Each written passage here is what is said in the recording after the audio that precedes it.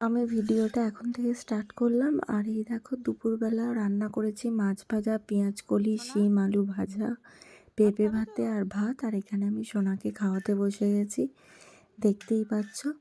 তারপর দেখো সেই আগের দিন ভিডিওতে দেখেছো আমি টব কিনে এনেছি। আর এই যে এবার গাছগুলো আমি বসিয়ে নেব। জানো এখন বাজে 3:45, এখনও আমার স্নান হয়নি, কারণ সকালে কাজ টাজ করে আমার সোনাকে খাইয়ে ঘুম পাড়িয়ে আমার 2টো বেজে গেছে। এবার গাছগুলোও আমার ঠিক করে বসানো হচ্ছে না, আমি টব কিনে এনেছি, তোমরা তো দেখলে। ওই জন্য আমি বলছি না, আগে আমি গাছ বসাই, ছাদ পরিষ্কার করি, তারপর স্নান করব। তার মধ্যে বাবা ফোন করে বলছে যে আমি তোদের বাড়ি যাচ্ছি, তো ওই কালকে বাড়ি ফিরে অনেকগুলো জিনিস ওই বাড়িতে রেখে এসেছিলাম, তো আমি যাচ্ছি, তুই বাড়িতে থাকবি বলে এবার স্নান করবো। আর তোমাদেরকে গাছগুলো দেখাই।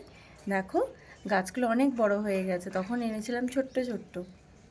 এই দেখো চন্দ্রমল্লিকাগুলো ছোট জায়গায় বসানো হয়েছে, ওগুলো বড় টবে বসালাম। ডালিয়াও বসিয়ে দিয়েছি, একটা টবে 3টে করে বসিয়ে দিয়েছি, কারণ বড় বড় টব বলে। ছোট টব হলে একটা করেই বসাতাম। আর সেই গোলাপ গাছটা ফুলটা ঝরে গেল আজকে।